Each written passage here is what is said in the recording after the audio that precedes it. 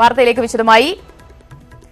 രാജ്യം തെരഞ്ഞെടുപ്പിലേക്ക്. ലോക്സഭാ തെരഞ്ഞെടുപ്പ് തീയതികൾ മാർച്ച് ആദ്യം പ്രഖ്യാപിക്കുമെന്ന് തെരഞ്ഞെടുപ്പ് കമ്മീഷൻ വൃത്തങ്ങൾ സൂചിപ്പിച്ചു. 6-7 ഘട്ടമായാവും തെരഞ്ഞെടുപ്പ്. വിവരങ്ങളുമായി കെ പി അഭിലാഷ് ചേരുകയാണ് ഡൽഹിയിൽ നിന്ന്.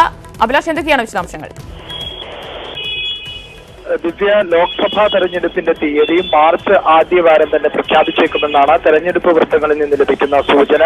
6-7 ഘട്ടങ്ങളിലായി ലോക്സഭാ തെരഞ്ഞെടുപ്പ് നടത്തും എന്ന സൂചനയും ഇപ്പോൾ പുറത്തുവരുന്നുണ്ട്. നമുക്കറിയാം, നേരത്തെ ലോക്സഭാ തെരഞ്ഞെടുപ്പ് തീയതി സംബന്ധിച്ച് വ്യാജമായ പ്രചാരണം സോഷ്യൽ മീഡിയകളിൽ, വാട്സപ്പ്, ഫേസ്ബുക്ക് പോലെയുള്ള സോഷ്യൽ മീഡിയകളിൽ വളരെ സജീവമായി ഉണ്ടായിരുന്നു. ഇതുമായി ബന്ധപ്പെട്ട അന്വേഷണം നടത്തണമെന്ന് ആവശ്യപ്പെടുകയും പോലീസിനെ സമീപിക്കാൻ തെരഞ്ഞെടുപ്പ് കമ്മീഷൻ ഡൽഹി മുഖ്യ തെരഞ്ഞെടുപ്പ് ഓഫീസർക്ക് നിർദ്ദേശം നൽകുകയും ചെയ്ത പശ്ചാത്തലമുണ്ട്.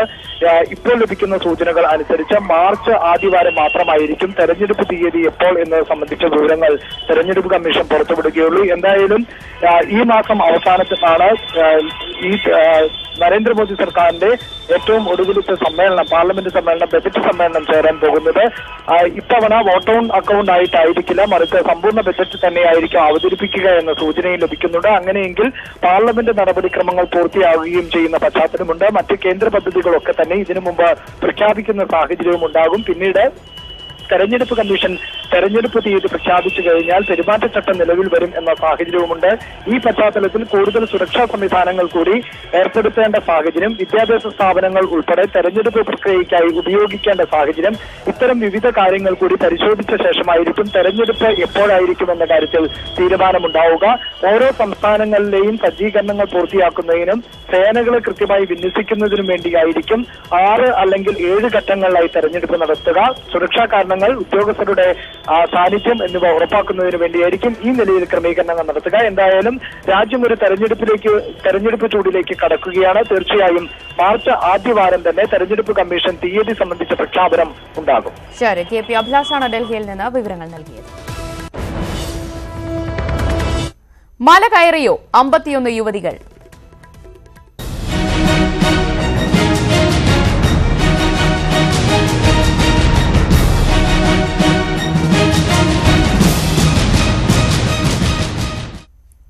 ശബരിമലയിൽ 10നും 50നും ഇടയിൽ പ്രായമുള്ള 51 സ്ത്രീകൾ തടസ്സങ്ങളില്ലാതെ ദർശനം നടത്തി മടങ്ങിയതായി സംസ്ഥാന സർക്കാർ സുപ്രീംകോടതിയിൽ. ഓൺലൈനിൽ രജിസ്റ്റർ ചെയ്തെത്തിയ ഇവരുടെ ഡിജിറ്റൽ രേഖകൾ സൂക്ഷിച്ചിട്ടുണ്ട്. ദേവസ്വം മന്ത്രി കടകംപള്ളി സുരേന്ദ്രനും ഇക്കാര്യം സ്ഥിരീകരിച്ചു. ദർശനം നടത്തിയ ബിന്ദുവിനും കനകദുർഗയ്ക്കും മുഴുവൻ സമയ പോലീസ് സംരക്ഷണം നൽകാൻ ഉത്തരവിട്ട് കോടതി ഹർജി തീർപ്പാക്കി. ഭീഷണിയുള്ളതിനാൽ മുഴുവൻ സമയ പോലീസ് സംരക്ഷണം ആവശ്യപ്പെട്ട് കനകദുർഗയും ബിന്ദുവും നൽകിയ ഹർജി ചീഫ് ജസ്റ്റിസിന്റെ നേതൃത്വത്തിലുള്ള ബെഞ്ച് പരിഗണിക്കുകയായിരുന്നു നാടകീയ നീക്കങ്ങൾ. നിലവിൽ നൽകുന്ന സുരക്ഷയെപ്പറ്റി വിശദീകരിച്ചുകൊണ്ടാണ് 51 യുവതികൾ പ്രശ്നങ്ങളില്ലാതെ ശബരിമല സന്ദർശിച്ചതായി സർക്കാർ അഭിഭാഷകൻ വിജയ് ഹസാരിക അറിയിച്ചത്. ദർശനം നടത്തിയവരുടെ വിശദാംശങ്ങളടങ്ങിയ പട്ടിക കോടതിക്ക് കൈമാറാനായി അഭിഭാഷകൻ കൈയിലെടുത്തു. അപ്പോഴേക്കും സർക്കാർ പറയുന്നത് കള്ളമാണെന്ന് വിശ്വാസികൾക്ക് വേണ്ടി ഹാജരായ അഭിഭാഷകർ ആരോപിച്ചു. സർക്കാർ പട്ടിക പരിശോധിക്കാനോ കള്ളമാണെന്ന മറുവാദത്തോട് പ്രതികരിക്കാനോ ചീഫ് ജസ്റ്റിസ് തയ്യാറായില്ല. നടക്കുന്ന കാര്യങ്ങളെപ്പറ്റി കൃത്യമായ ബോധ്യം കോടതിക്കുണ്ടെന്ന് ചീഫ് ജസ്റ്റിസ് വ്യക്തമാക്കി. കോടതിയിൽ സർക്കാർ പറഞ്ഞത് പിന്നീട് ദേവസ്വം മന്ത്രി കടകംപള്ളി സുരേന്ദ്രൻ സ്ഥിരീകരിച്ചു.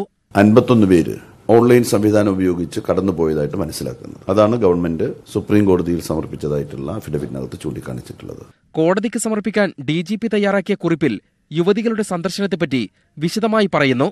ഓൺലൈനിൽ രജിസ്റ്റർ ചെയ്തെത്തിയവരുടെ ഡിജിറ്റൽ സ്കാൻ രേഖകൾ പ്രകാരം 10നും 50നും ഇടയിൽ പ്രായമുള്ള 51 സ്ത്രീകൾ പ്രശ്നങ്ങളില്ലാതെ ക്ഷേത്രത്തിൽ ദർശനം നടത്തിയിട്ടുണ്ടെന്നാണ് കുറിപ്പിൽ. അതേസമയം ബിന്ദുവിനും കനകദുർഗയ്ക്കും മുഴുവൻ സമയ സുരക്ഷ നൽകാൻ സംസ്ഥാന സർക്കാരിന് നിർദ്ദേശം നൽകി കോടതി ഇവരുടെ ഹർജി തീർപ്പാക്കി. വിധിയെ ബിന്ദു സ്വാഗതം ചെയ്തു. കേരളത്തിൽ ഇപ്പോൾ നടന്നുകൊണ്ടിരിക്കുന്ന ഒരു സ്ഥിതിവിശേഷത്തിന്റെ യാഥാർത്ഥ്യം സുപ്രീം കോടതിക്ക് മനസ്സിലായതിന്റെ ഭാഗമായിട്ട് കൂടിയാണ് ഇത്തരത്തിലൊരു വിധിയെന്ന് ഞാൻ കരുതുന്നു. യുവതീ പ്രവേശന വിധി തടസ്സങ്ങളില്ലാതെ നടപ്പാക്കാൻ ശ്രമിച്ചുവെന്ന് കോടതിയെ ബോധ്യപ്പെടുത്താനാണ് 51 പേരുടെ പട്ടികയിലൂടെ സംസ്ഥാന സർക്കാർ ശ്രമിച്ചത്. എന്നാൽ എത്ര പേർ കയറിയെന്നത് കോടതിക്ക് വിഷയമല്ലെന്നായിരുന്നു ചീഫ് ജസ്റ്റിസിന്റെ മറുപടി. പട്ടിക ഏതെങ്കിലും തരത്തിൽ പുനഃപരിശോധനാ ഹർജിയിലെ നടപടികളെ സ്വാധീനിക്കുമോ എന്നാണ് ഇനി അറിയേണ്ടത്.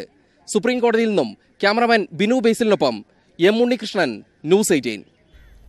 ഡിജിറ്റൽ രേഖകൾ പ്രകാരം ശബരിമലയിൽ 10നും 50നും ഇടയിൽ പ്രായമുള്ള 51 സ്ത്രീകൾ ദർശനം നടത്തിയെന്നാണ് സർക്കാർ വാദം.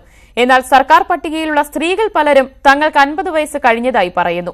ദർശനത്തിനായി ഓൺലൈൻ രജിസ്റ്റർ ചെയ്തപ്പോൾ ജനനത്തീയതി രേഖപ്പെടുത്തിയതിൽ തെറ്റുപറ്റിയതാണെന്ന് ചിലർ വിശദീകരിക്കുന്നു. 21ാമത്തെയാളായി പട്ടികയിൽ രേഖപ്പെടുത്തിയിരിക്കുന്ന പരഞ്ജ്യോതി പുരുഷനാണ്. രജിസ്ട്രേഷൻ സമയത്ത് സ്ത്രീ എന്ന് തെറ്റായി താൻ രേഖപ്പെടുത്തിയതാണെന്ന് പരഞ്ജ്യോതി പറഞ്ഞു. ഓൺലൈനിൽ രജിസ്റ്റർ ചെയ്തു വന്ന 51 സ്ത്രീകളുടെ ആധാർ അടക്കമുള്ള രേഖകൾ സ്കാൻ ചെയ്ത് കിട്ടിയ വിവരപ്രകാരമാണ് സർക്കാരിന്റെ പട്ടിക.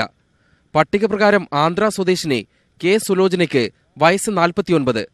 ന്യൂസ് 18 ബന്ധപ്പെട്ടപ്പോൾ അമ്മയ്ക്ക് 51 വയസ്സെന്ന് മകൻ. പട്ടികയിൽ 48 വയസ്സുള്ള സേലം സ്വദേശിനി സരോജ സെൽവരാജിന് 50 കഴിഞ്ഞതായി ഭർത്താവ്. 48 വയസ്സ് രേഖപ്പെടുത്തിയ ട്രിച്ചിയിൽ നിന്നുള്ള പട്ടു മഹാമണിയുടെ സംഘത്തിൽ പോയവർ പറയുന്നത് 55 കുറഞ്ഞ ഒരാളും ഇവർക്കൊപ്പം മല കയറിയിട്ടില്ലെന്നാണ്. സർക്കാർ പട്ടികയിലുള്ള പരഞ്ജ്യോതി പുരുഷനാണ്. ഓൺലൈനിൽ രജിസ്റ്റർ ചെയ്ത സമയത്ത് ഫീമെയിൽ എന്ന് തെറ്റി രേഖപ്പെടുത്തിയതായി പരഞ്ജ്യോതി പറയുന്നു.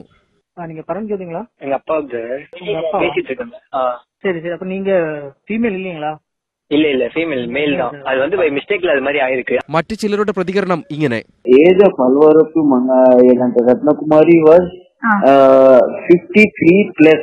പട്ടികയിൽ പേരുള്ള ചില നമ്പറുകളിൽ വിളിച്ചപ്പോൾ ഇക്കുറി ശബരിമലയിൽ പോയില്ലെന്ന മറുപടിയും ലഭിച്ചു. ദർശനം നടത്തിയത് ഓൺലൈൻ വഴിയല്ലാത്തതിനാൽ കനകദുർഗ, ബിന്ദു, ശ്രീലങ്കൻ സ്വദേശിനി എന്നിവരുടെ പേരുകൾ പട്ടികയിലില്ല. പുനഃപരിശോധനാ ഹർജി പരിഗണിക്കുമ്പോൾ സർക്കാർ കോടതിയെ തെറ്റിദ്ധരിപ്പിച്ചതായി അറിയിക്കാനൊരുങ്ങുകയാണ് സ്ത്രീ പ്രവേശനത്തെ എതിർക്കുന്ന കക്ഷികൾ. M Unnikrishnan, news 18, Delhi. 51 സ്ത്രീകൾ ശബരിമലയിൽ ദർശനം നടത്തിയത് എന്തുകൊണ്ട് മുഖ്യമന്ത്രി സ്ഥിരീകരിച്ചില്ലെന്ന് UDF കൺവീനർ ബെന്നി ബെഹനാൻ. 2 പേർ കയറിയപ്പോൾ ദേവസ്വം ബോർഡിന് മുന്നേ സ്ഥിരീകരിച്ചയാളാണ് മുഖ്യമന്ത്രി. ഇപ്പോഴെന്തിന് സീസൺ കഴിയാൻ കാത്തുനിന്നുവെന്നും ബെന്നി ബെഹനാൻ കോഴിക്കോട് പറഞ്ഞു. രണ്ട് പേർ കയറിയപ്പോൾ ദേവസ്വം ബോർഡ് സ്ഥിരീകരിക്കുന്നതിന് മുമ്പ് സ്ഥിരീകരിച്ച വ്യക്തിയാണ്. അവിടെ നിൽക്കുന്ന പോലീസ് ഉദ്യോഗസ്ഥന്മാർ സ്ഥിരീകരിക്കുന്നതിന് മുമ്പ് സ്ഥിരീകരിച്ച വ്യക്തിയാണ് മുഖ്യമന്ത്രി. അങ്ങനെയെങ്കിൽ ഈ 51 പേർ കയറിയപ്പോൾ ഏത് ദിവസം കയറി? എല്ലാ ദിവസവും മുഖ്യമന്ത്രിക്ക് റിപ്പോർട്ട് കിട്ടുമല്ലോ, സ്വാഭാവികം പോലീസ്. എന്തുകൊണ്ട് മുഖ്യമന്ത്രി അത് മറച്ചുവെച്ചു? ശബരിമലയെ തകർക്കാനാണ് 51 പേരുടെ കള്ളക്കണക്ക് സർക്കാർ കോടതിയിൽ നൽകിയതെന്ന് KPCC working president Kodikunnil Suresh. പുനഃപരിശോധനാ ഹർജിയിൽ അനുകൂല വിധി സമ്പാദിക്കാനാണ് സർക്കാരിന്റെ ഇപ്പോഴത്തെ നീക്കം. നവോത്ഥാനം നടപ്പാക്കിയെന്ന് പ്രഖ്യാപിക്കാനാണ് സർക്കാർ ശ്രമിക്കുന്നത്. 51 പേരെക്കുറിച്ചുള്ള ആധികാരികമായ രേഖകൾ പുറത്തുവിടണമെന്നും കൊടിക്കുന്നിൽ സുരേഷ് കോഴിക്കോട് പറഞ്ഞു. ശബരിമലയെ തകർക്കുക, ശബരിമലയുടെ പ്രാധാന്യം കുറയ്ക്കുക, സുപ്രീം കോടതിയിൽ വരാനിരിക്കുന്ന റിവ്യൂ ഹർജിയിൽ വീണ്ടും യുവതി പ്രവേശനത്തിന് അനുകൂലമായ വിധി സമ്പാദിക്കുക എന്നുള്ള ഗൂഢലക്ഷ്യമാണ് പിണറായി വിജയൻ്റെതെന്നുള്ളത് വളരെ വ്യക്തമാണ്. പിണറായി സർക്കാരിൻ്റേത് എന്ന് വ്യക്തമാണ്. അതുകൊണ്ട് സർക്കാർ തന്നെ കളിക്കുന്ന നാടകങ്ങളാണ് ശബരിമലയിൽ നടന്നത്. യുവതികൾ പ്രവേശിച്ചതിനെ തുടർന്ന് ശുദ്ധിക്രിയ നടത്തിയ സംഭവത്തിൽ വിശദീകരണം നൽകാൻ ദേവസ്വം ബോർഡിനോട് തന്ത്രി കൂടുതൽ ദിവസം ആവശ്യപ്പെട്ടു. തിരക്ക് ചൂണ്ടിക്കാട്ടിയാണ് സമയം ആവശ്യപ്പെട്ടത്. ആവശ്യം പരിഗണിക്കുമെന്ന് ദേവസ്വം ബോർഡ് അംഗം N. വിജയകുമാർ പറഞ്ഞു. മകരവിളക്കുമായി ബന്ധപ്പെട്ട് 20-ാം തീയതിയാണ് നട അടയ്ക്കുന്നത്. അതുകൊണ്ട് തന്ത്രി സ്വാഭാവികമായും നടപടിക്രമത്തിന്റെ അടിസ്ഥാനത്തിൽ എക്സ്റ്റൻഷൻ ആവശ്യപ്പെട്ടിട്ടുണ്ട്. ഞങ്ങൾ പരിശോധിക്കുന്നു. മണ്ഡല മകരവിളക്ക് കാലത്ത് ശബരിമല നടവരവിൽ 122.65 കോടിയുടെ കുറവ്. കഴിഞ്ഞ വർഷം 273 കോടി രൂപ വരുമാനം ലഭിച്ച സ്ഥാനത്ത് ഈ വർഷം ലഭിച്ചത് 150.44 കോടി രൂപ മാത്രമാണ്. മകരവിളക്ക് കാലത്ത് മാത്രം ശബരിമല നടവരവിൽ 36.7 കോടി രൂപയുടെ കുറവുണ്ടായി. മണ്ഡലകാലത്ത് 85.95 കോടി കുറവുണ്ടായിരുന്നു. മകരവിളക്ക് ദിവസത്തെ വരവിൽ മാത്രം 67 ലക്ഷത്തിന്റെ കുറവാണുണ്ടായത്. സംഭാവന, മാളികപ്പുറത്തെ വരുമാനം, ബുക്ക് സ്റ്റോൾ, പഞ്ചാമൃതം എന്നീ ഇനങ്ങളിൽ മാത്രമാണ് മുൻവർഷത്തേക്കാൾ നേരിയ വരുമാന വർധനവുണ്ടായത്. ശബരിമല വിഷയത്തിൽ സെക്രട്ടേറിയറ്റിന് മുന്നിലെ BJP സമരം ലക്ഷ്യം കാണാതെ അവസാനിപ്പിക്കുന്നു. അയ്യപ്പ ഭക്ത സംഗമത്തിന് ശേഷം BJP ദേശീയ നേതൃത്വവുമായി ആലോചിച്ച് സമരം അവസാനിപ്പിക്കാനാണ് നീക്കം. അനിശ്ചിതകാല നിരാഹാര സമരത്തിന് മുൻനിര നേതാക്കളില്ലെന്ന വിമർശനങ്ങൾക്കിടെ PK കൃഷ്ണദാസ് നിരാഹാര സമരം ഏറ്റെടുത്തു. ശബരിമലയിൽ നിന്ന് സെക്രട്ടേറിയറ്റിന് മുന്നിലേക്ക് മാറ്റിയ BJPയുടെ അനിശ്ചിതകാല നിരാഹാര സത്യഗ്രഹം ഉടൻ അവസാനിപ്പിക്കാനാണ് നീക്കം. ശബരിമലയിലെ ആചാരങ്ങൾ സംരക്ഷിക്കണമെന്നും പോലീസ് ഏർപ്പെടുത്തിയ നിയന്ത്രണങ്ങൾ നീക്കണമെന്നും ആവശ്യപ്പെട്ടാണ് BJP അനിശ്ചിതകാല നിരാഹാര സത്യഗ്രഹം ആരംഭിച്ചത്. നടയടയ്ക്കുന്നതോടെ ഈ ആവശ്യങ്ങൾ താൽക്കാലികമായെങ്കിലും അപ്രസക്തമായി. സമരം അനിശ്ചിതമായി മുന്നോട്ട് കൊണ്ടുപോകാനാവില്ലെന്ന് BJP ജില്ലാ ഘടകവും അറിയിച്ചു. ഇതോടെയാണ് ലക്ഷ്യം കാണാതെ സമരം അവസാനിപ്പിക്കാനുള്ള തീരുമാനം. എന്നാൽ സമരത്തിന്റെ അലയൊലികൾ ദേശീയതലത്തിലെത്തിക്കാനായെന്നും വിവേകമുള്ളവർ സമരം പരാജയമെന്ന് പറയില്ലെന്നും BJP സംസ്ഥാന അധ്യക്ഷൻ PS ശ്രീധരൻപിള്ള പറഞ്ഞു. സംഘടനാ ദൃഷ്ടിയിൽ, പൊതുജന ദൃഷ്ടിയിൽ സത്യത്തെ ഉൾക്കൊള്ളാൻ ആഗ്രഹിക്കുന്നവരുടെ അളവുകോല് വെച്ച് പരിശോധിക്കുമ്പോൾ പൂർണ്ണമായ വിജയമാണ്. മറിച്ചുള്ള പ്രചരണങ്ങളെ അർഹിക്കുന്ന അവജ്ഞയോടെ ഞങ്ങൾ തള്ളിക്കളയുകയാണ്. RSSുമായുള്ള അസ്വാരസ്യങ്ങളും തിരിച്ചടിയായി. ശബരിമല കർമ്മസമിതി മറ്റന്നാൾ തിരുവനന്തപുരത്ത് അയ്യപ്പ ഭക്ത സംഗമം സംഘടിപ്പിക്കും. ദേശീയ അധ്യക്ഷൻ അമിത്ഷായുമായി കൂടിയാലോചിച്ചാകും മുന്നോട്ടുള്ള പ്രതിഷേധങ്ങൾ. ആദ്യഘട്ടത്തിൽ മാത്രമാണ് മുൻനിര നേതാക്കൾ സമരത്തിന് നേതൃത്വം നൽകിയത്.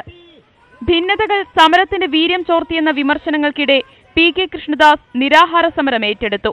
ശബരിമല യുവതീ പ്രവേശന വിഷയത്തിൽ വലിയ ജനപിന്തുണ ലഭിച്ചിട്ട് പോലും സമരം വിജയിപ്പിക്കാനായില്ലെന്ന വിമർശനത്തിന് BJP മറുപടി നൽകേണ്ടി വരും. ന്യൂസ് 18 തിരുവനന്തപുരം. ആലപ്പാട് കരിമണൽ ഖനന വിഷയത്തിൽ നിലപാടിൽ ഉറച്ച സമരസമിതിയും സർക്കാരും. ഖനനം അവസാനിപ്പിക്കാതെ സമരം നിർത്തില്ലെന്ന നിലപാടിലാണ് സമരസമിതി. ചെയ്യാൻ കഴിയുന്നതൊക്കെ ചെയ്തെന്നും സമരസമിതിയുടെ നിലപാട് ദൌർഭാഗ്യകരമെന്നും വ്യവസായ മന്ത്രി EP ജയരാജൻ. സമരം തീർക്കാൻ മുഖ്യമന്ത്രി ഇടപെടണമെന്ന് പ്രതിപക്ഷ നേതാവ് ആവശ്യപ്പെട്ടു. സർക്കാരിന്റെ സമവായ ശ്രമങ്ങൾ തള്ളി സമരം തുടരാൻ തന്നെയാണ് സമരസമിതിയുടെ തീരുമാനം. ഖനനം അവസാനിപ്പിക്കാതെ ഒത്തുതീർപ്പിനില്ലെന്നും സമരക്കാർ നിലപാടെടുക്കുന്നു. ഖനനം നിർത്തിവെക്കാനാകില്ലെന്ന് സർക്കാരും ആവർത്തിക്കുന്നു. ഖനനം നിർത്തിയാൽ IREയുടെയും KMMLന്റെയും പ്രവർത്തനം സ്തംഭിക്കും. സർക്കാരിന് ഏറ്റവും അധികം സാമ്പത്തിക ലാഭം ഉണ്ടാക്കിക്കൊടുക്കുന്ന പൊതുമേഖലാ സ്ഥാപനത്തിന്റെ പ്രവർത്തനം തടസ്സപ്പെടുത്തുന്ന ഒരു സമവായത്തിനും സർക്കാർ തയ്യാറാകില്ലെന്ന് ഉറപ്പ്. ഒരു ഗവൺമെന്റ് എന്നുള്ള നിലയിൽ എടുക്കാൻ പറ്റാവുന്ന എല്ലാ കാര്യങ്ങളും എടുത്തു കഴിഞ്ഞു. എന്നിട്ടും ഈ സമരം തുടങ്ങുന്നതിന് എന്താണ് അടിസ്ഥാനം? നിങ്ങൾ ഇന്നലെ വരെ പറഞ്ഞിരിക്കുന്നത് സീ വാഷിംഗ് നിർത്തണമെന്നാണ്. ആ സീ വാഷിംഗ് നിർത്തി. സർക്കാർ പിടിവാശി തുടരുന്ന സാഹചര്യത്തിൽ സമരത്തിന്റെ അടുത്തപടി ആലോചിക്കാൻ സമരസമിതി ഉടൻ യോഗം ചേരും. സമരസമിതി ആ കാര്യം ഇന്ന് കൂടി ആലോചിക്കും. ഏത് തരത്തിൽ മുന്നോട്ട് പോകണമെന്നുള്ള കാര്യം സമരസമിതി ഇന്ന് കൂടി ആലോചിക്കും. വിഷയം വഷളാക്കിയത് സർക്കാരാണെന്ന് പ്രതിപക്ഷം കുറ്റപ്പെടുത്തുന്നു. സമരക്കാരുമായി മുഖ്യമന്ത്രി ചർച്ച നടത്തണമെന്നും പ്രതിപക്ഷ നേതാവ് ആവശ്യപ്പെട്ടു. സമരത്തിനു പിന്നിൽ ബാഹ്യ ഇടപെടലുണ്ടെന്നും വരും ദിവസങ്ങളിൽ സമരത്തിന്റെ ശക്തി കുറയുമെന്നുമാണ് സർക്കാരിന്റെ വിലയിരുത്തൽ. മന്ത്രി EP ജയരാജൻ ആലപ്പാട് സന്ദർശിക്കും. ചർച്ചയ്ക്കുള്ള വാതിലുകൾ സർക്കാർ പൂർണ്ണമായും അടയ്ക്കുന്നുമില്ല. ന്യൂസ് 18 തിരുവനന്തപുരം. ആലപ്പാട് ഖനനം പൂർണ്ണമായും നിർത്തേണ്ടതില്ലെന്ന് CPM. ഖനനം നിർത്തിയാൽ IREയിൽ പൂട്ടേണ്ട അവസ്ഥയുണ്ടാകും. അതേസമയം പ്രദേശവാസികളുടെ ആശങ്കകൾ പരിഹരിക്കണം. സമരം അവസാനിപ്പിക്കാൻ തുടർ ചർച്ചകൾ നടത്തണമെന്നും CPM സെക്രട്ടേറിയറ്റിൽ തീരുമാനിച്ചു. ആലപ്പാട്ട് ഖനനത്തിൽ സർക്കാർ നിലപാട് ആവർത്തിച്ച് CPI സംസ്ഥാന സെക്രട്ടറി കാനം രാജേന്ദ്രൻ. സമരം ന്യായമാണെങ്കിലും ഖനനം നിർത്തിവെച്ച് ചർച്ച ചെയ്യാനാകില്ലെന്ന് കാനം പറഞ്ഞു. ഇക്കാര്യത്തിൽ നിയമസഭാ സമിതിയുടെ കണ്ടെത്തൽ നടപ്പിലാക്കാനാണ് സർക്കാർ ശ്രമിക്കേണ്ടത്. VSന്റെ അഭിപ്രായം ആ പാർട്ടിയിലെ ഭൂരിപക്ഷ അഭിപ്രായമല്ലെന്നാണ് മനസ്സിലാക്കുന്നതെന്നും കാനം കോഴിക്കോട് പറഞ്ഞു. എല്ലാ സമരക്കാരുടെ ആവശ്യങ്ങളൊക്കെ സർക്കാർ അംഗീകരിക്കണമെന്നുണ്ട്. ജനങ്ങൾക്ക് ഉള്ള ആശങ്ക അകറ്റാൻ അത് പരിശോധിക്കാം. അത് അദ്ദേഹത്തിൻ്റെ അഭിപ്രായമാണ്. അത് ആ പാർട്ടിയുടെ ഭൂരിപക്ഷ അഭിപ്രായമല്ല എന്നുള്ളതായിരിക്കും അത് അംഗീകരിക്കാത്തത്. അതിപ്പോൾ ഞാൻ പറയേണ്ട കാര്യമില്ലല്ലോ. കൊല്ലം ലോക്സഭാ മണ്ഡലത്തിൽ UDF സ്ഥാനാർത്ഥിയായി NK പ്രേമചന്ദ്രൻ വീണ്ടും ജനവിധി തേടും. RSP സംസ്ഥാന സെക്രട്ടറി AA അസീസാണ് ഇക്കാര്യം വ്യക്തമാക്കിയത്. കൊല്ലം സീറ്റിന്റെ കാര്യത്തിൽ UDFൽ ഭിന്നാഭിപ്രായമില്ല. ബൈപ്പാസ് ഉദ്ഘാടനവുമായി ബന്ധപ്പെട്ട് പ്രേമചന്ദ്രനെതിരെ ഉയരുന്ന ആരോപണങ്ങൾ തെരഞ്ഞെടുപ്പ് മുന്നിൽ കണ്ടാണെന്നും അസീസ് കൊല്ലത്ത് പറഞ്ഞു. കൊല്ലം പാർലമെന്റ് മണ്ഡലം RSPയുടേതാണ്. RSPയുടെ സ്ഥാനാർത്ഥിയുണ്ട്. RSPയുടെ സ്ഥാനാർത്ഥി മത്സരിക്കും. ആരും അവകാശവാദം ഉന്നയിച്ചിട്ടില്ല. പ്രതിപക്ഷത്തിന് കാണും, സ്ഥാനാർത്ഥി കാണും, തീർച്ചയായിട്ടും. അല്ല പ്രേമേന്ദ്രനെ ഒറ്റയ്ക്കല്ല പ്രതിരോധിക്കേണ്ടി വന്നത്. ഞങ്ങളെല്ലാം ഉണ്ട്. UDF ആയിട്ട് പ്രതിരോധിച്ചിട്ടുണ്ട്. ഇപ്പം വീണ്ടും പ്രേമേന്ദ്രൻ സ്ഥാനാർത്ഥിയാകുന്നു. പ്രേമേന്ദ്രനെ വിജയിപ്പിക്കാൻ വേണ്ടിയിട്ടുള്ള മുന്നൊരുക്കങ്ങളുടെ ഭാഗമാണ് ഈ പറഞ്ഞ പരിപാടികളെല്ലാം. മറ്റു വാർത്തകളിലേക്ക് എത്താം. ഇടവേളയ്ക്ക് ശേഷം വാർത്തയിലേക്ക് വീണ്ടും. തൃശൂർ മാന്നാമംഗലം സെന്റ് മേരീസ് പള്ളി യാക്കൂബായ ഓർത്തഡോക്സ് സംഘർഷത്തെ തുടർന്ന് താൽക്കാലികമായി അടച്ചു. കഴിഞ്ഞ ദിവസം രാത്രിയുണ്ടായ സംഘർഷത്തെ തുടർന്ന് ഓർത്തഡോക്സ് തൃശൂർ ഭദ്രാസനാധിപൻ യൂഹനോൻ മാർ മിലുത്തിയോസ് ഉൾപ്പെടെ 120 പേർക്കെതിരെ ജാമ്യമില്ലാ വകുപ്പ് പ്രകാരം കേസെടുത്തു. തൃശൂർ ജില്ലാ കളക്ടർ TV അനുപമയുടെ കർശന നിലപാടിനെ തുടർന്നാണ് യാക്കോബായ ഓർത്തഡോക്സ് വിഭാഗങ്ങൾ സമവായത്തിന് തയ്യാറായത്. തർക്കം നിലനിൽക്കുന്ന പള്ളിയിൽ നിന്ന് പിൻവാങ്ങാൻ ഇരുവിഭാഗങ്ങളോടും കളക്ടർ കർശനമായി ആവശ്യപ്പെട്ടു. ചർച്ചയിൽ പങ്കെടുത്ത സിറ്റി പോലീസ് കമ്മീഷണർ യതീഷ് ചന്ദ്രയും ഈ നിലപാടെടുത്തതോടെ സമവായത്തിന് കളമൊരുങ്ങി.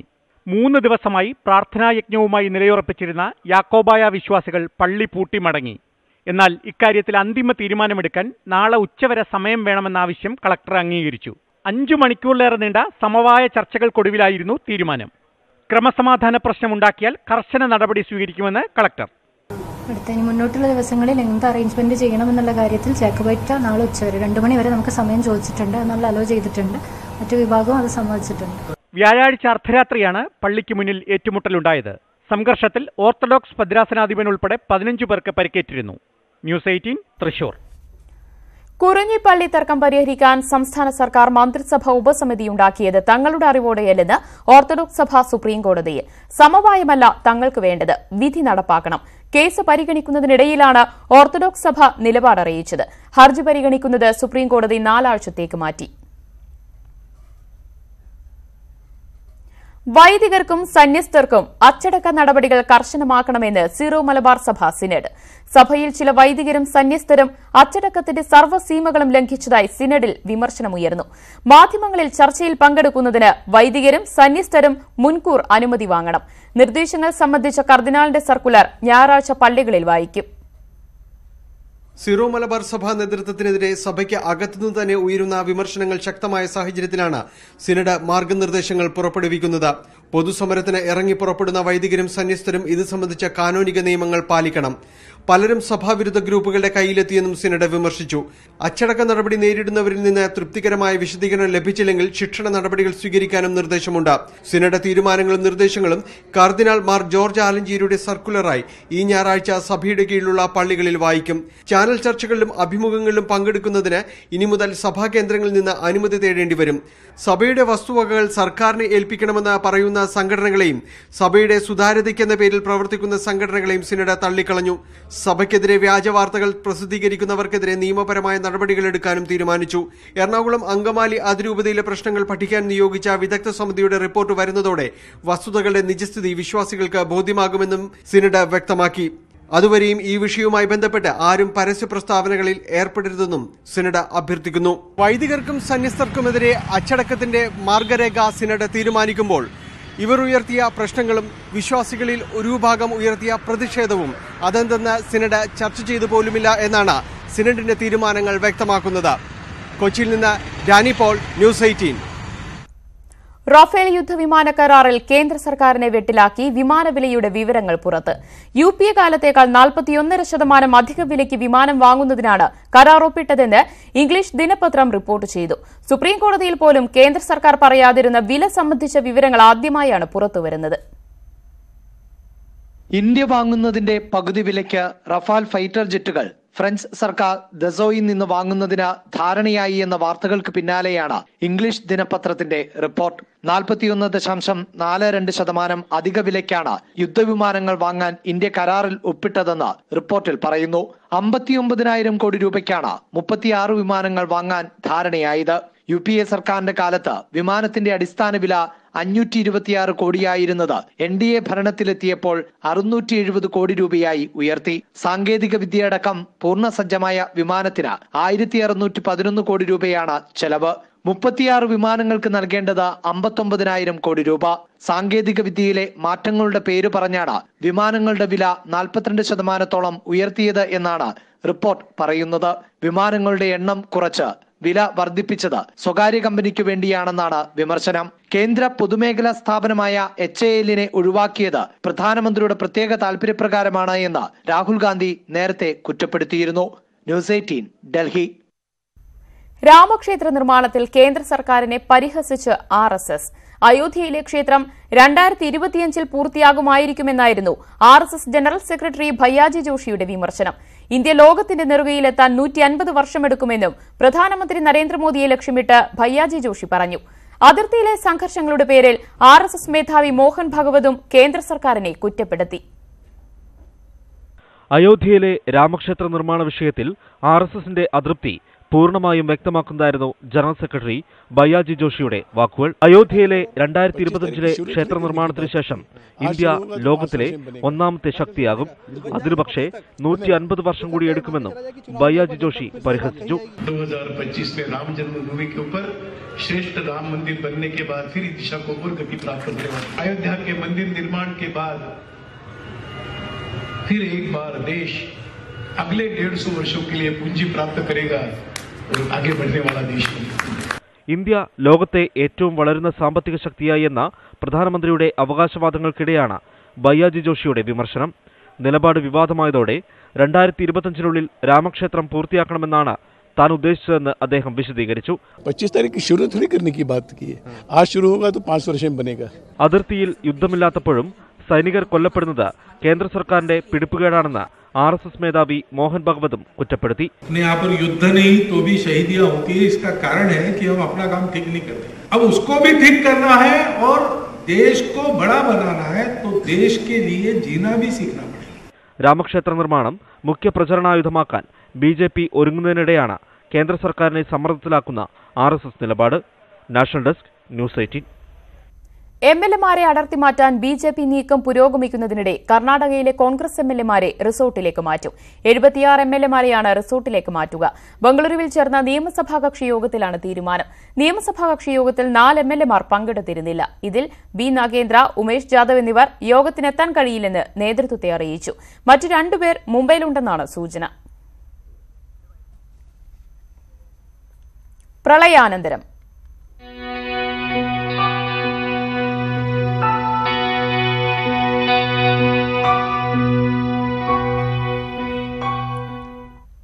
പ്രളയത്തെ ഒറ്റക്കെട്ടായി നേരിട്ടെങ്കിലും പുനരധിവാസ കാര്യത്തിൽ കരകയറാതെ കേരളം.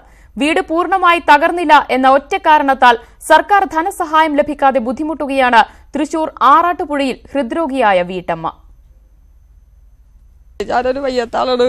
എൻ്റെ മോൻ്റെ ഒരു വരുമാനം കൊണ്ടാണ് ഞാൻ നിൽക്കുന്നത്, ജീവിച്ചു പോകുന്നത്. അതും അവൻ്റെ ജോലി കുറേ സാധനങ്ങൾ നഷ്ടപ്പെട്ടു പോയതും എല്ലാം കൊണ്ട് ഇപ്പോഴും ഞങ്ങൾ ക്യാമ്പിലാണ് താമസിക്കുന്നത്. വീണ അതിൽ വീട്ട് അല്ലാണ്ട് ഞങ്ങൾ എന്ത് ചെയ്യാം, 3 അതിൽ കിടക്കും. പ്രളയത്തിൽ കരുവന്നൂർ പുഴ വഴിമാറി ഒഴുകിയതോടെയാണ് രമയ്ക്ക് കിടപ്പാടം നഷ്ടമായത്. തുടർന്ന് താമസിക്കാനാകാത്ത വിധം മേൽക്കൂരയും ചുമരുകളും തകർന്നു. ബാക്കിയായവ ഏത് നിമിഷവും നിലംപൊത്താം. എന്നാൽ അപേക്ഷ നൽകിയിട്ടും വീട് തകർന്നവരുടെ പട്ടികയിൽ രമയില്ല. വീട് പൂർണ്ണമായി നിലംപൊത്തിയാൽ മാത്രമേ ധനസഹായം നൽകൂവെന്ന് ഉദ്യോഗസ്ഥർ അറിയിച്ചതായി രമ പറയുന്നു. അവസ്ഥ എല്ലാവരും അന്ന് കണ്ടുപോയത്, അസുഖമില്ലാത്ത കാര്യങ്ങളൊക്കെ എല്ലാം സാർമാര് കണ്ടുപോയതാണ്. ഇനി ഞാനിപ്പോഴും ക്യാമ്പിൽ തന്നെ കിടക്കണമെന്ന്. മകന്റെ ഏക വരുമാനത്തിലാണ് ഹൃദ്രോഗിയായ രമയും ഭർത്താവും ജീവിക്കുന്നത്. രോഗിയായ ഭർത്താവിനും ജോലിക്ക് പോകാനാവില്ല.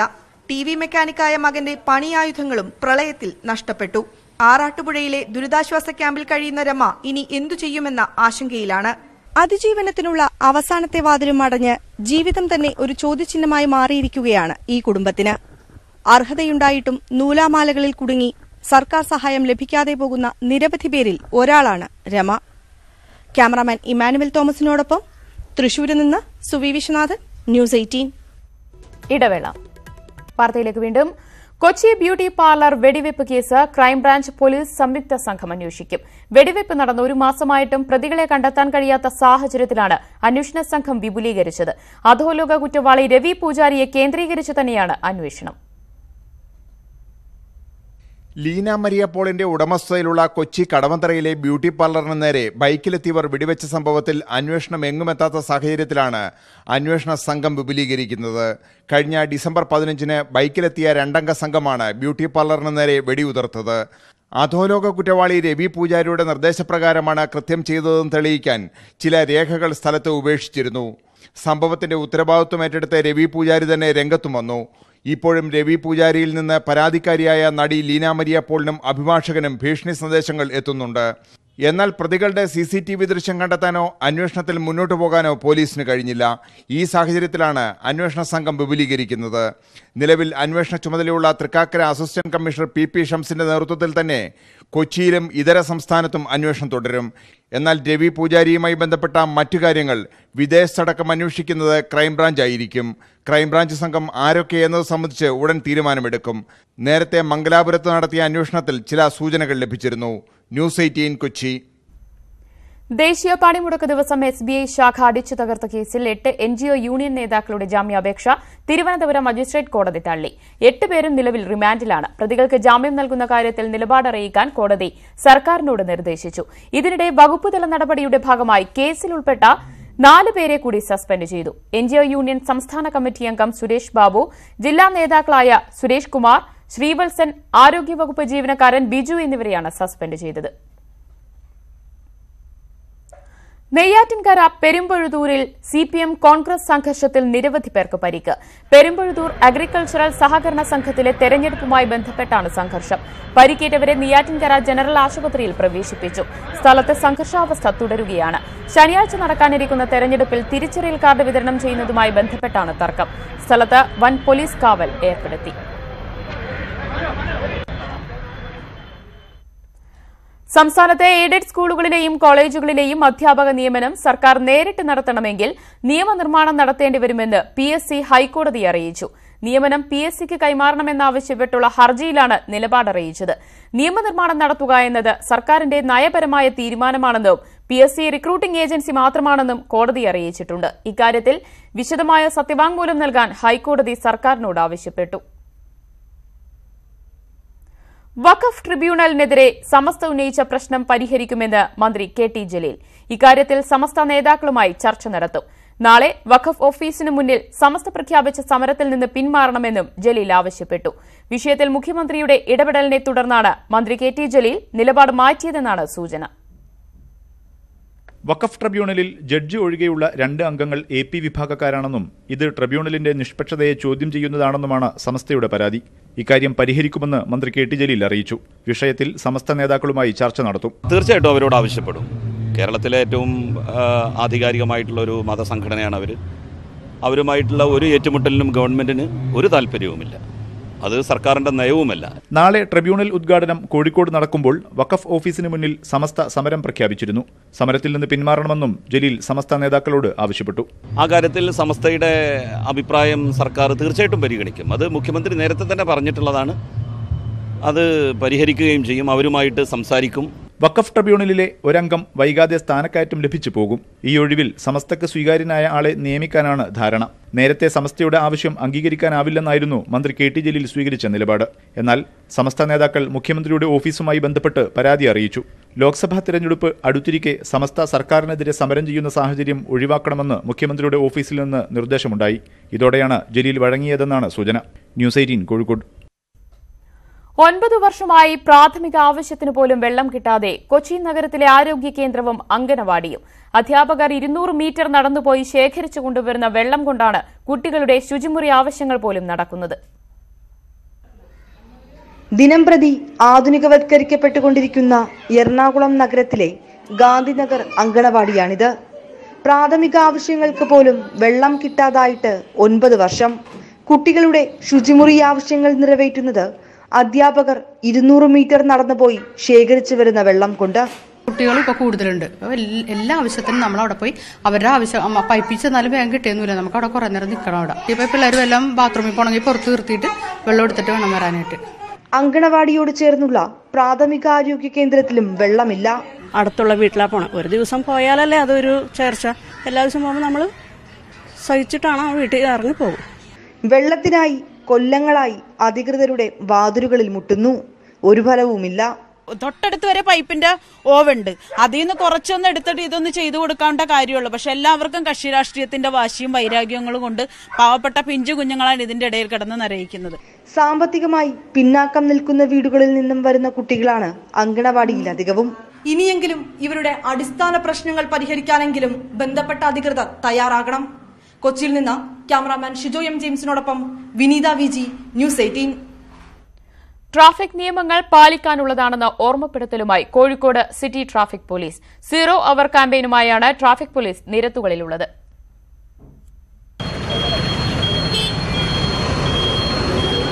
കോഴിക്കോട് എത്തിക്കഴിഞ്ഞാൽ ചിലപ്പോൾ വാഹനങ്ങളിൽ ഇങ്ങനെ പിടിവീണേക്കാം. ഒരുപക്ഷെ വാഹനങ്ങൾ പരിശോധിക്കപ്പെടുന്നത് 0 ഓവറിലായിരിക്കും. പിഴയൊടുക്കി രക്ഷപ്പെടാമെന്ന് വെച്ചാൽ അതും നടക്കില്ല. പോലീസിന്റെ ബോധവൽക്കരണ ക്ലാസുകളിൽ ഇരുന്നേ മതിയാകൂ. നഗരപരിധിയിൽ ട്രാഫിക് നിയമലംഘനങ്ങൾ കാരണമുള്ള അപകടങ്ങൾ വർദ്ധിച്ചതിന്റെ പശ്ചാത്തലത്തിലാണ് 0 ഓവറുമായി പോലീസ് നിരത്തിലിറങ്ങിയത്. ഈ 0 hour നമ്മൾ 24 hours ഒരു 1 മണിക്കൂർ നമ്മളൊരു 0 പെനാൽറ്റി ആയിട്ട് പ്രഖ്യാപിച്ചിട്ടുണ്ട്. We are not charging or we are not fining any petty. പക്ഷേ those people have to undergo some awareness class. 0 ഓവറിൽ നിയമലംഘനത്തിൽ പിടിക്കപ്പെടുന്നവർ പോലീസിന്റെ ട്രാഫിക് ബോധവൽക്കരണ ക്ലാസുകളിൽ നിർബന്ധമായും പങ്കെടുക്കണം. ക്ലാസ്സിലിരുന്നിട്ടും നിയമലംഘനം ആവർത്തിക്കപ്പെട്ടാൽ ശക്തമായ നിയമ നടപടികൾ സ്വീകരിക്കും. ലോക്കൽ പോലീസിലെ സേനാംഗങ്ങളെ കൂടി ഉൾക്കൊള്ളിച്ച് നഗരത്തിലെ 60 കേന്ദ്രങ്ങളിലാണ് 0 ഓവർ നടത്തുന്നത്. ന്യൂസ് 18 കോഴിക്കോട്. അഗസ്ത്യമല കയറാൻ 9 സ്ത്രീകൾ കൂടി. വിവിധ വനിതാ കൂട്ടായ്മകളിലെ അംഗങ്ങളാണ് ഇന്ന് മല കയറുന്നത്. ഇതിൽ 3 പേർ 50 വയസ്സ് കഴിഞ്ഞവരാണ്. വിങ്സ്, അന്വേഷി, സഖി, പെണ്ണൊരുമ തുടങ്ങി നിരവധി വനിതാ കൂട്ടായ്മകൾ, അവരുടെ വർഷങ്ങൾ നീണ്ട നിയമ പോരാട്ടങ്ങൾ. അതിനൊടുവിലാണ് അഗസ്ത്യാർകൂട ട്രക്കിങ്ങിന് അനുമതി ലഭിച്ചത്. അതിന്റെ ആഹ്ലാദത്തിലാണ് ഈ സ്ത്രീകൾ. എക്സൈറ്റഡ് ആണ്. എക്സൈറ്റിന് ഉപരി വേറെന്തെങ്കിലും വേർഡ് ഉണ്ടെങ്കിൽ അതായിരിക്കും ഉപയോഗിക്കേണ്ടി വരിക. കാരണം ഒരു 2 വർഷമായിട്ട് ഞങ്ങൾ എല്ലാവരും ഇതിന്റെ പുറകെ തന്നെയായിരുന്നു. കൂട്ടത്തിൽ സുൽഫത്ത്, സിസിലി, രമ മൂവർക്കും പ്രായം 50 പിന്നിട്ടു. പക്ഷേ അതൊന്നും തടസ്സമായി അവർ കാണുന്നില്ല. പുരുഷന് കഴിയുമെങ്കിൽ തങ്ങൾക്കും അത് കഴിയുമെന്നിവർ വിശ്വസിക്കുന്നു. അഗസ്ത്യമല കയറാൻ കൊതിച്ചവർ ആദ്യം സർക്കാരിനെ സമീപിച്ചു. അനുമതി ലഭിക്കാതായപ്പോൾ കോടതിയെയും. അഗസ്ത്യനെ കാണാമെന്ന വാട്സാപ്പ് ഗ്രൂപ്പാണ് ഇവരെ ഒന്നിപ്പിച്ചത്. കൂട്ടായ്മയിലെ മറ്റു ചിലർ വരും ദിവസങ്ങളിൽ മല ചവിട്ടും. ന്യൂസ് 18 തിരുവനന്തപുരം. സന്നിധാനത്ത് പ്ലാസ്റ്റിക്കിന് നിരോധനമുണ്ടെങ്കിലും പ്ലാസ്റ്റിക്കിൽ പൊതിഞ്ഞവയാണ് ഇരുമുടിക്കെട്ടിലെ പൂജാ സാധനങ്ങളിലേറെയും. പ്ലാസ്റ്റിക് കുപ്പികളുടെ എണ്ണത്തിൽ കുറവുണ്ടായിട്ടുണ്ടെങ്കിലും മറ്റ് പ്ലാസ്റ്റിക് മാലിന്യങ്ങൾക്ക് യാതൊരു കുറവുമുണ്ടായിട്ടില്ല.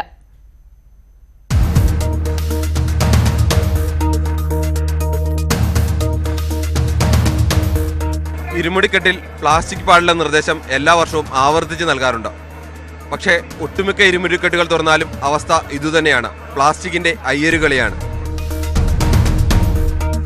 പുണ്യം പൂങ്കാവനം പദ്ധതിയുടെയും കുപ്പിവെള്ളമടക്കം പ്ലാസ്റ്റിക് കച്ചവടം നിരോധിച്ചതിന്റെയും നേട്ടം വലുതാണ്. ഇനി മാറ്റമുണ്ടാവേണ്ടത് ഇരുമുടിക്കെട്ടിലെ പ്ലാസ്റ്റിക്കിൽ പൊതിഞ്ഞ പൂജാ സാധനങ്ങളിലാണ്. സിന്തറ്റിക് എസൻസ് അടക്കം വിചിത്രമായ പല വസ്തുക്കളും ചിലർ ഇരുമുടിക്കെട്ടിൽ കൊണ്ടുവരാറുണ്ട്. തീർത്ഥാടകർ വിരിവെക്കുന്ന സ്ഥലങ്ങളിലേക്കും നടപ്പാതകളിലേക്കുമാണ് പലരും ഈ ഗ്ലാസ് നിർമ്മിത കുപ്പികൾ അലക്ഷ്യമായി വലിച്ചെറിയുന്നത്. അവല്, മലര, കൽക്കണ്ട, മുന്തിരി, തേന തുടങ്ങിയിട്ടുള്ള സാധനങ്ങൾ ഇത് നമ്മൾ എന്താണെന്ന് വെച്ച് കഴിഞ്ഞാൽ പരമാവധി എന്താ വെച്ചാൽ ഈ പ്ലാസ്റ്റിക്കിൽ നിന്ന് വിമുക്തമാക്കിയിട്ട് തന്നെ വേണം അയ്യപ്പനെ സമർപ്പിക്കാൻ. കാരണം പ്രകൃതിയോട് ഇണങ്ങി നിൽക്കുന്ന രൂപത്തിലായിരിക്കണം എന്താണെന്ന് വെച്ച് കഴിഞ്ഞാലും ചെയ്യേണ്ടത്. നിർദ്ദിഷ്ട സ്ഥലങ്ങളിൽ ഇരുമുടിക്കെട്ടിലെ വസ്തുക്കൾ സമർപ്പിക്കുന്നവരുടെ എണ്ണവും തീരെ കുറവാണ്. കൊടും കാടിനുള്ളിലാണ് ശബരിമല. കാനനവാസനാണ് അയ്യപ്പനെന്നാണ് സങ്കല്പം. പരമപവിത്രമായി സൂക്ഷിക്കേണ്ട അയ്യപ്പന്റെ പൂങ്കാവനത്തിലേക്ക് പ്ലാസ്റ്റിക് മാലിന്യം വലിച്ചെറിയുവോളം വലിയ ആചാരലംഘനം വേറെ ഉണ്ടാവില്ല. സന്നിധാനത്തു നിന്നും ക്യാമറമാൻ നിതിനൊപ്പം ആർ കിരൺ ബാബു, ന്യൂസ് 18.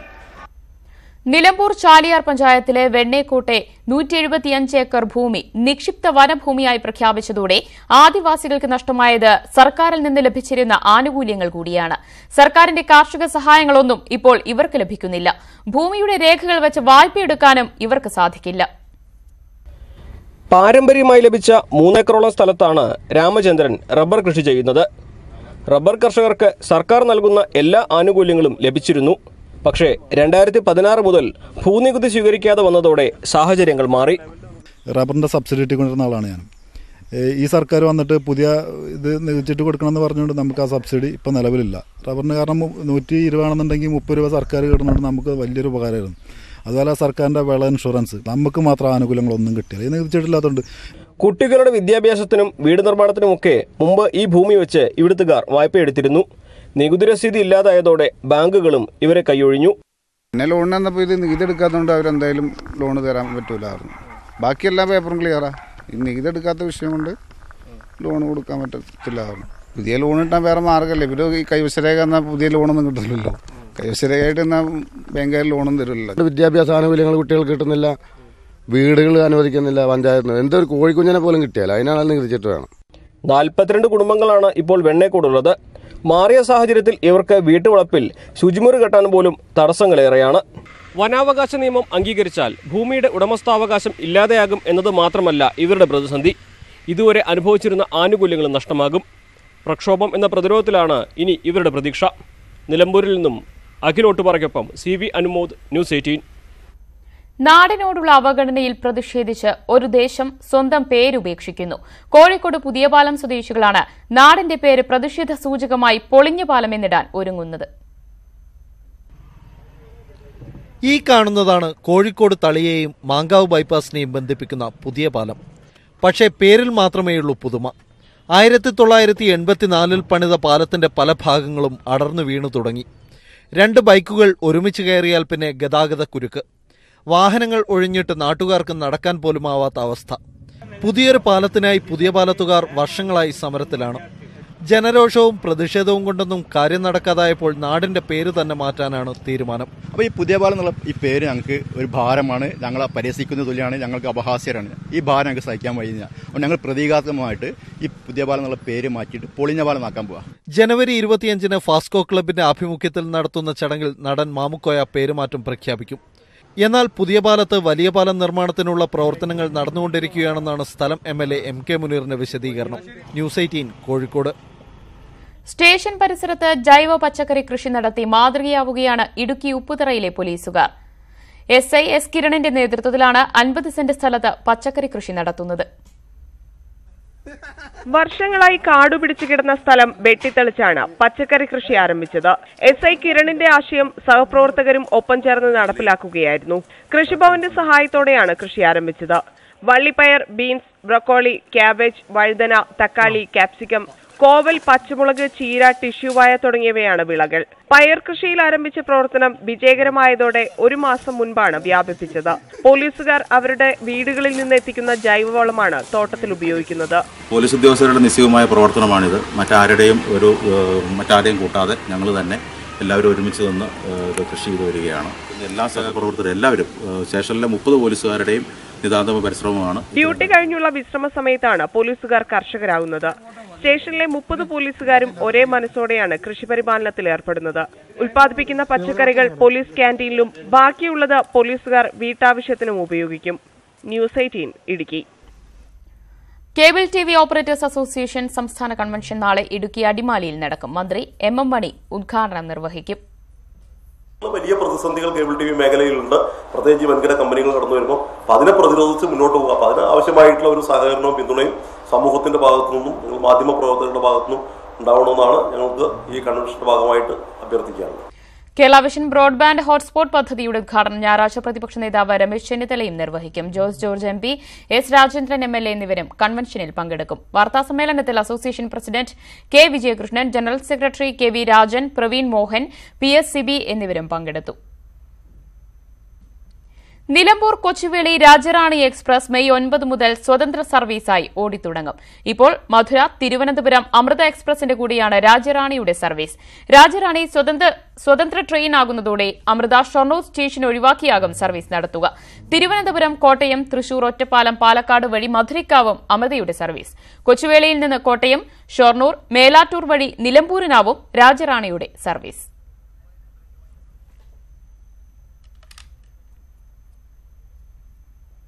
ഒരിടവേള കൂടി. വാർത്തയിലേക്ക് വീണ്ടും. അന്തരീക്ഷ മലിനീകരണത്തിനൊപ്പം കനത്ത മൂടൽമഞ്ഞ് കൂടിയായതോടെ ഡൽഹിയിലെ ജനജീവിതം ദുസ്സഹമായി.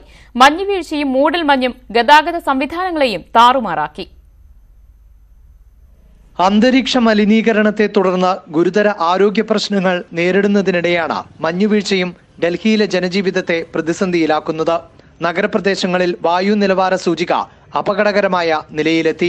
ശ്വാസകോശ സംബന്ധമായ അസുഖങ്ങളെ തുടർന്ന് നിരവധി പേരാണ് ചികിത്സ തേടുന്നത്. सुबह सुबह ठंड होने की वजह से चाय भी 8 बजे 9 बजे आ रही है. इसकी वजह से क्या करें, तड़प रहे हैं चाय के लिए और ठंड भी काफी हो रही है.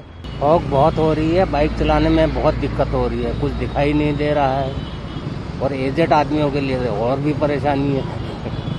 കടുത്ത മൂടൽമഞ്ഞ് വിമാനത്താവളത്തിന്റെ പ്രവർത്തനം താളം തെറ്റിച്ചു. രാവിലെ 5 മണി മുതൽ 7 മണി വരെ ഡൽഹി വിമാനത്താവളത്തിന്റെ പ്രവർത്തനം നിർത്തിവെച്ചിരുന്നു. ട്രെയിൻ സർവീസുകളെയും പുകമഞ്ഞ് ബാധിച്ചു. കാഴ്ചപരിധി കുറഞ്ഞതിനാൽ റോഡിലൂടെയുള്ള വാഹനങ്ങൾക്കും വേഗനിയന്ത്രണം ഏർപ്പെടുത്തി. ഉത്തർപ്രദേശ്, ഹരിയാന, രാജസ്ഥാൻ, ഉത്തരാഖണ്ഡ് എന്നിവിടങ്ങളിൽ വരും ദിവസങ്ങളിലും മഞ്ഞുവീഴ്ച തുടരും. അസം, മേഘാലയ, ത്രിപുര തുടങ്ങിയ കിഴക്കൻ മേഖലയിലും മഞ്ഞുവീഴ്ചയുണ്ടാകുമെന്നും കാലാവസ്ഥാ നിരീക്ഷണ കേന്ദ്രം അറിയിച്ചിട്ടുണ്ട്. ന്യൂസ് 18 ഡൽഹി.